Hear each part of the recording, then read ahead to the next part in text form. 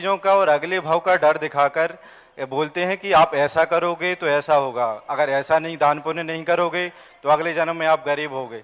तो उन लोगों को संतुष्टि पूर्वक कैसे उत्तर दिया जाए? उनको कहना कि हमारे यहाँ अगले भाव का भय नहीं दिखाया जाता, अपने आप का यथार्थ सत्य दिखाया जाता। उन्हें कहना कि आपको भी आपकी मम्मी ने पढ़ाने के लिए यही चीज़ें भेजा था कि तुम नहीं पढ़ोगे तो बेरोजगार होगे, बिना भय के ही तो पढ़ाई की है। ये कैसे तुम पढ़ने के लिए जब जाते हो तो माँ भी यही कहती है कि तुम नहीं पढ़ोगे तो तुम जिंदगी में सुखी नहीं रहोगे, अपने लक्ष्य को प्राप्त नहीं कर पाओगे। यह भय है कि सत्यता है, ये सत्यता कहलाती है, ये भय नहीं कहलाता। क्योंकि जो व्यक्ति धर्म से विमुख रहेगा वो दुखी होगा, ये भय नहीं दिखाया जा रहा है। ये तो लोक व्यवहार में भी यही होता है। जैसे पुलिस वाले हैं, वो कहते देखो आप चोरी करोगे तो जेल जाओगे, तो जेल का भय दिखाना ये भय है या सत्यता है? सत्यता है। तो उनको यही कहना चाहिए कि ये भय नहीं है, ये यथार्थ सत्य है। हमें भय इसलिए लग रहा है क्योंकि हम वो प्राप्त करना नहीं चाहते। चोर को चोर जेल का भय दिखाना, ये भय लग रहा है कि चोर के लिए धमकी दिखाई जा रही है, वस्तुतः भय है ही नहीं। चोर का भविष्य जेल है। अब वो कहे तुमने जेल का भय दिखाकर उसकी चोरी छुड़ा दी, नहीं। तो जो शास्त्रों में कहा जाता है वो भय नहीं है, वो यथार्थ सत्य है। दूसरी बात है कि जब कोई भी धार्मिक क्रिया की जाती है तो वह धार्मिक क्रिया किसी न किसी अधर्म से हमें बचाती है। मान लीजिए अपन ने दान पूजा की बात कही, तो फिर यदि दान पूजा नहीं करेगा तो फिर कोई ना कोई पाप करेगा, अशुभ करेगा। तो व्यक्ति के लिए अशुभ से हटाकर शुभ की तरफ लाने का मूल उद्देश्य होता है कि इसका भविष्य उज्जवल हो। और देखा भी जाता है कि जो ज़्यादा अय्यास होते हैं उनका जीवन, उनका अंत अच्छा नहीं होता, ऐसा देखने में भी आता है। नमोस्तु महाराज। इसी श्रृंखला में सृष्टि जी जैन राजस्व विभाग में जो पटवारी हैं वो भी करेंगी। और ये परिवार मुझे बता रहे थे पूज्य श्री के गृहस्थ अवस्था में के मित्र रहा करते थे और आज एक दानवीर परिवार है। अनेक मंदिरों का निर्माण आपके हाथों से हुआ। जरा जोरदार तालियों के साथ स्वागत करेंगे और हम अनुरोध करेंगे यशपाल जी, भाई साहब, रुपेश जी, अनिल जी, स्वागत करें हमारी कमेटी की ओर से।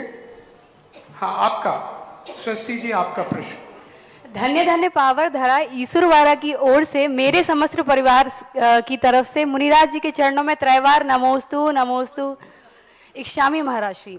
मेरा प्रश्न यह है कि हमारे जीवन पर रंगों का क्या प्रभाव पड़ता है? जब भी हम कोई शुभ कार्य करने जाते हैं तो हम धवल अथवा सफेद वस्त्रों का प्रयोग करते हैं, ऐसा क्यों महाराज श्री? कोई भी वस्तु है, हर वस्तु की एक एनर्जी होती है।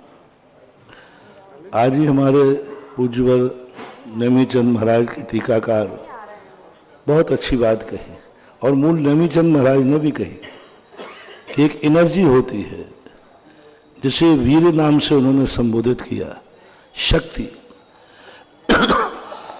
तो वो जीव और अजीव दोनों में होती है। अजीव में भी एक एनर्जी होती है, ताकत होती है, और वो अलग अलग प्रभाव दिखाती है। कोई वही वनस्पति का एक अंग जो होता है, तुलसी होती है, शुभ दिखाती है। उसी वनस्पति का धतूरा होता है, अशुभ होता है, नुकसानदायक होता है।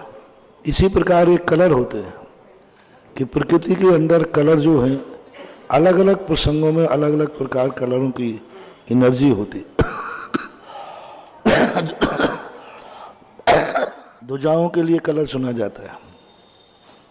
सफेद रंग का चुनने का मूल कारण होता है, सफेद रंग पर कोई भी नकारात्मक शक्ति प्रवेश नहीं करती।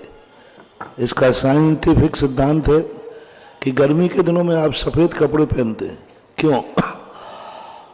क्योंकि सफेद कपड़े पर जो किरणें पड़ती हैं वो रिफ्लेक्टेड हो जाती हैं, बाहर चली जाती हैं, अंदर उसको गर्म नहीं कर पाते।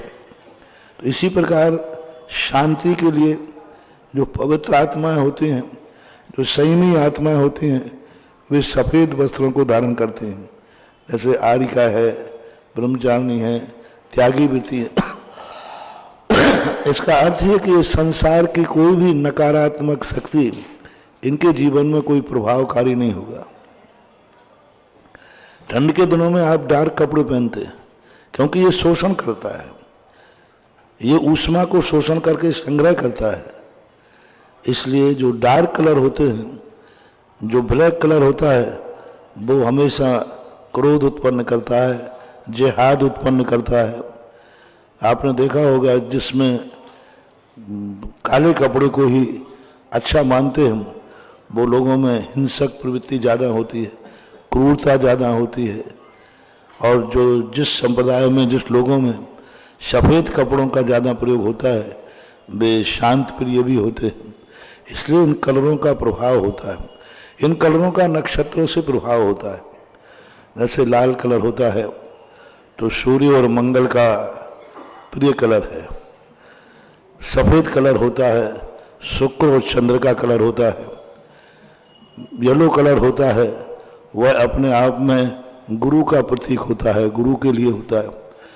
हरा कलर होता है वो बुद्ध का प्रिय होता है। नीला और कृष्ण कलर होता है वह शनि का होता है। तो इस प्रकार कलरों के ग्रहों से भी संबंध है और साइंटिफिक सिद्धांत से, भौतिकता से भी संबंध है। और कर्म सिद्धांतों में भी प्रत्येक वस्तु की एनर्जी का अलग अलग रूप होता है।